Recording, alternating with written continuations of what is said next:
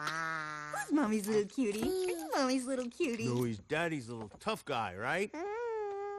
You know, one of us has to go with Mr. Francis to the pet convention. Oh, in Vegas. You know what? You should go. No, you should go. Wow, you need a break. I'll stay with the baby and you... Maybe the baby should decide. Who do you want to stay with you? Daddy or Mommy? Or Daddy. You want to... Okay, we need to talk. In private? Sure. About what, bud? About the B-A-B-E-E. Why, Tim? Why? Because he came out of nowhere. We don't even know him. How can we trust him? Come on, he's just a baby. Seriously, I'm the only one who thinks there's something weird about this guy? Oopsie. Oh, I got it. 5-second rule.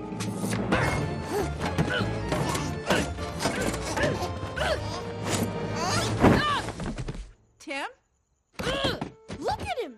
He wears a suit. I know. Isn't it cute? He's like a little man. He carries a briefcase.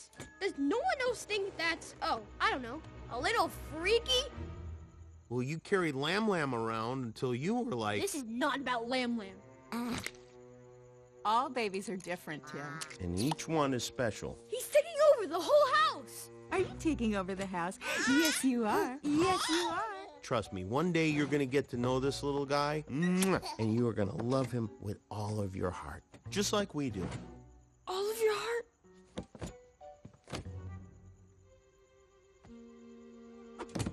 Never.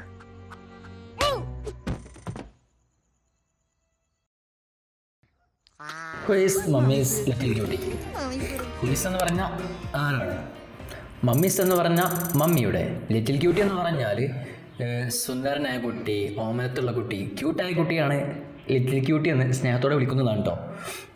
ഇനി നമുക്ക് പഠിക്കാനുള്ളത് ഈ mummy എന്നതിൻ്റെ ഇടയിലും S എന്നതിൻ്റെ ഇടയിലും ഒരു ചിഹ്നം കാണുന്നുണ്ടോ? അതുപോലെ തന്നെ ഹു എന്നതിൻ്റെ ഇടയിലും അത് ഒ എന്നതിൻ്റെ ഇടയിലും എസ് എന്നതിൻ്റെ ഇടയിലും ഒരു ചിഹ്നം കാണുന്നില്ലേ? കാണുന്നുണ്ട്. അതിൻ്റെ പേരാണ് അപ്പോസ്ട്രഫി എന്നാണ് അതിൻ്റെ പേര്. അപ്പോൾ അപ്പോസ്ട്രഫിയെ കുറിച്ച് നമുക്ക് പഠിക്കാം. ഇംഗ്ലീഷിൽ മെയിനായിട്ട് അപ്പോസ്ട്രഫിക്ക് 2 യൂസേജാണുള്ളത്. ഒന്നാമത്തേത് ടു ഷോ പൊസിഷൻ, അതിൻ്റെ ഒരു ഉടമസ്ഥാവകാശം കാണിക്കാൻ വേണ്ടിയിട്ട്, അതിൻ്റെ ഒരു അധികാരം കാണിക്കാൻ വേണ്ടിയിട്ട്, അതെൻ്റേതാണ് അല്ലെങ്കിൽ അത് അവൻ്റേതാണ് എന്നൊക്കെ പറയാൻ വേണ്ടിയിട്ട്. രണ്ടാമത്തേത് ടു ഷോ കൺട്രാക്ഷൻസ്, അതായത് 2 അതിലധികമോ വേർഡുകൾ വരുമ്പോൾ അതിനൊന്ന് ചുരുക്കാൻ വേണ്ടിയിട്ടാണ് നമ്മൾ കൺട്രാക്ഷൻസ് ഉപയോഗിക്കുന്നത്. അപ്പോൾ ഇങ്ങനെയുള്ള 2 സാഹചര്യങ്ങളിലാണ് അപ്പോസ്ട്രഫി ഇംഗ്ലീഷിൽ മെയിനായിട്ട് യൂസ് ചെയ്യുന്നത്. അപ്പോൾ ടു ഷോ പൊസിഷൻ, ഒരു ഉടമസ്ഥാവകാശം കാണിക്കാൻ വേണ്ടിയിട്ടെന്ന് പറഞ്ഞത്, അത് കുറച്ച് ഉദാഹരണങ്ങൾ പറയാം അല്ലേ? ഓക്കെ. ജോൺസ് ബുക്ക്, ജോണിൻ്റെ ബുക്ക് എന്നാണ് അതിൻ്റെ അർത്ഥം. ഇവിടെ ഈ ബുക്ക് ജോണിൻ്റേതാണെന്ന് കിട്ടുന്നുണ്ട്, ജോണിൻ്റെ ഉടമസ്ഥതയിലുള്ളതാണ് എന്ന് കിട്ടുന്നുണ്ട്. കാരണം അപ്പോസ്ട്രഫി കൊടുത്തു എന്നുള്ളതാണ്. ജോൺ എന്നുള്ളത് സിംഗുലറാണ്, അതിനുശേഷം ഒരു അപ്പോസ്ട്രഫി ഇട്ട് കൊടുത്തു, അതിനുശേഷം ഒരു എസ്സും ഇട്ട് കൊടുക്കുക. അപ്പോൾ ആ റൂള് ഓക്കെ ആയി. ജോൺസ് ബുക്ക് എന്ന് പറഞ്ഞാൽ ജോണിൻ്റെ ബുക്ക് എന്നായി. അതുപോലെ തന്നെ അടുത്ത ഉദാഹരണം മൈ പാരൻസ് ഹൗസ്, അങ്ങനെ പറഞ്ഞാൽ എൻ്റെ മാതാപിതാക്കളുടെ വീടെന്നാണ്. പക്ഷേ ഇവിടെ പാരൻ്റ് എന്നുള്ള സിംഗുലറാണ്, പക്ഷേ പാരൻസ് എന്നാണ് ഇവിടെ ഉള്ളത്. പാരൻസ് എന്നുള്ളത് അത് പ്ലൂരലാണ്. പ്ലൂരൽ എന്ന് പറഞ്ഞാൽ അധിക പ്ലൂരലും വരിക അവസാനം എസ് ആഡ് ചെയ്തിട്ടായിരിക്കും. അതായത് ബുക്ക് എന്നതിന് പ്ലൂരൽ ബുക്സ് എന്നാണ്. അതുപോലെ തന്നെ പാരൻ്റ് എന്നാണ് സിംഗുലർ, പാരൻസ് എന്നാക്കിയാൽ, അതായത് അവസാനം ഒരു എസ് ആഡ് ചെയ്താൽ അത് പ്ലൂരലായി മാറും. അപ്പോൾ അങ്ങനെയുള്ള പ്ലൂരൽ ആണെങ്കിൽ, അവസാനം എസ് ആഡ് ചെയ്തിട്ടുള്ള പ്ലൂരൽ ആണെങ്കിൽ എന്ത് ചെയ്യണം? ജസ്റ്റ് അതിനുശേഷം ഒരു അപ്പോസ്ട്രഫി ഇട്ട് കൊടുത്താൽ മാത്രം മതി. അതല്ലാതെ അപ്പോസ്ട്രഫി ഇട്ടതിന് ശേഷം ഒരു എസ് കൊടുക്കേണ്ട ആവശ്യമില്ല. എസ്സിൽ അവസാനിക്കുന്ന പ്ലൂരൽ ആണെങ്കിൽ പ്ലൂരൽ എഴുതുക, അതിനുശേഷം അപ്പോസ്ട്രഫി ഇട്ട് കൊടുക്കുക, അത്രമാത്രം ചെയ്താൽ മതി. അതിനുശേഷം ബാക്കിയുള്ളത് എഴുതുക. അപ്പോൾ തന്നെ പൊസഷൻ അവർക്ക് കിട്ടി, ആ ഉടമസ്ഥാവകാശം, അധികാരം അവർക്ക് കിട്ടി. അത് മൈ പാരൻസ് ഹൗസ് എന്ന് പറയുമ്പോൾ എൻ്റെ മാതാപിതാക്കളുടെ വീട് എന്ന അർത്ഥം കിട്ടും. അപ്പോൾ മൈ പാരൻസ് ഹൗസ് എന്നാണ് ശരി. മൈ പാരൻസസ് ഹൗസ് എന്ന് പറയുന്നത് തെറ്റാണെന്ന് മനസ്സിലാക്കണം. എസ്സിൽ അവസാനിക്കുന്ന പ്ലൂരൽ ആണെങ്കിൽ അപ്പോസ്ട്രഫി ഇട്ട് കൊടുത്താൽ മാത്രം മതി, അതിനുശേഷം ഒരു എസ് കൊടുക്കേണ്ട ആവശ്യമില്ല എന്ന്. ഓക്കെ, നമ്മൾ ഇത്രത്തോളം പഠിച്ച സ്ഥിതിക്ക് അവസാനം എസ്സിൽ അവസാനിക്കുന്ന പ്ലൂരലാണ് ബുക്ക് എന്നുള്ളത്. അത് എസ് ആഡ് ചെയ്യുമ്പോൾ ബുക്സ് എന്നാകുന്നു. അപ്പോൾ ബുക്ക് എന്നുള്ളത് സിംഗുലറും ബുക്സ് എന്നുള്ളത് പ്ലൂരലുമാണ്. അപ്പോൾ എന്താണ് ഇറഗുലർ പ്ലൂരൽ? പ്ലൂരൽ ഇംഗ്ലീഷിൽ മെയിനായിട്ട് 4 ടൈപ്പ് പ്ലൂരലാണുള്ളത്. അതിൽ ഒന്നാമത്തെന്ന് പറഞ്ഞാൽ റെഗുലർ പ്ലൂരൽ. അതാണ് നമ്മൾ ആദ്യം പഠിച്ചത്. അതായത് അവസാനം എസ് എന്ന് ആഡ് ചെയ്യുക അല്ലെങ്കിൽ ES എന്ന് ആഡ് ചെയ്താണ്ടുള്ള പ്ലൂരൽ. അതായത് ബുക്ക്, ബുക്സ് എന്ന്. ബസ്സിന് നമ്മൾ ബസ്സസ് എന്ന് പറയുന്നു. അതായത് ES ആഡ് ചെയ്താണ്ട്. ഓക്കെ, രണ്ടാമത്തേതാണ് ഇറഗുലർ പ്ലൂരൽ. ഇറഗുലർ പ്ലൂരൽ എന്ന് പറഞ്ഞാൽ അവ ഈ അവസാനം എസ് ആഡ് ചെയ്യുക അല്ലെങ്കിൽ ES ആഡ് ചെയ്യുക അങ്ങനത്തെ റൂൾ അവർ ഫോളോ ചെയ്യുന്നില്ല. അവരെന്ത് ചെയ്യും? ആ വേർഡിനെ തന്നെ മാറ്റി കളയും. അതായത് ചൈൽഡ് എന്നതിൻ്റെ പ്ലൂരൽ ചിൽഡ്രൻ എന്നാണ്. ടൂത്ത് എന്നതിൻ്റെ പ്ലൂരൽ ടീത്ത് എന്നാണ്. മൗസ് എന്നതിൻ്റെ പ്ലൂരൽ അതായത് ഇറഗുലർ പ്ലൂരൽ മൈസ് എന്നാണ്. ഇനി മൂന്നാമത്തെ ടൈപ്പ് എന്ന് പറഞ്ഞാൽ സെയിം ഫോം പ്ലൂരലാണ്. അതായത് സിംഗുലർ എങ്ങനെയാണുള്ളത് അത് തന്നെയായിരിക്കും പ്ലൂരൽ. ഉദാഹരണം ഷീപ്പ്, അതിൻ്റെ പ്ലൂരൽ ഷീപ്പ് എന്നതാണ്. ഡിയർ, അതിൻ്റെ പ്ലൂരലും ഡിയർ തന്നെയാണ്.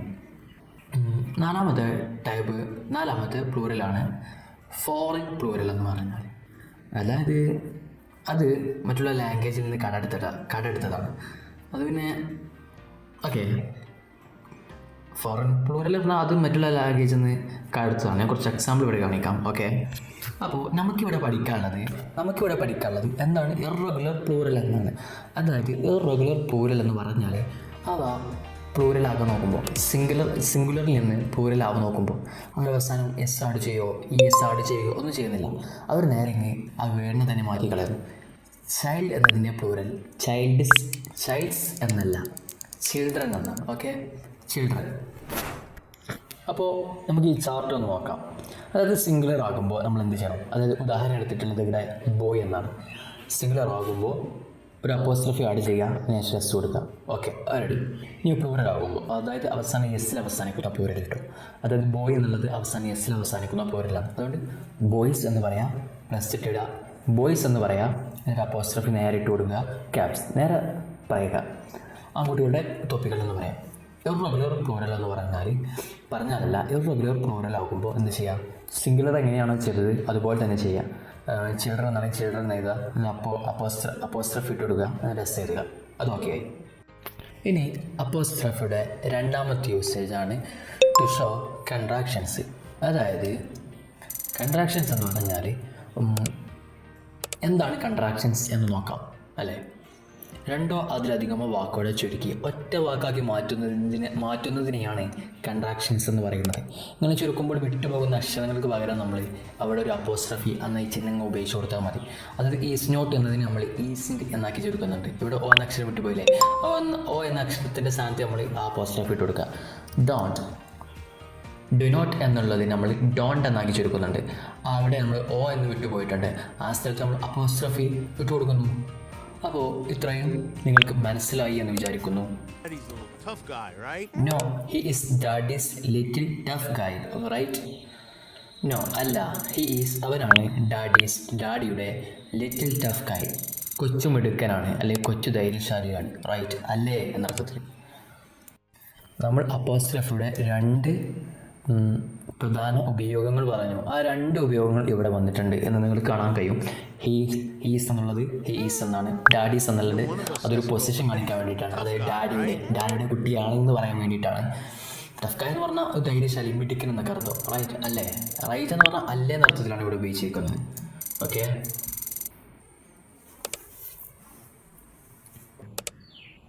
നിങ്ങൾ ഇനിയും വീഡിയോ കാണുന്നത് സബ്സ്ക്രൈബ് ചെയ്യാതെയാണെങ്കിൽ സബ്സ്ക്രൈബ് ചെയ്യുക, ലൈക്ക് ചെയ്യുക, ഷെയർ ചെയ്യുക. അപ്പോൾ അടുത്ത വീഡിയോയിൽ കാണാം. Happy learning.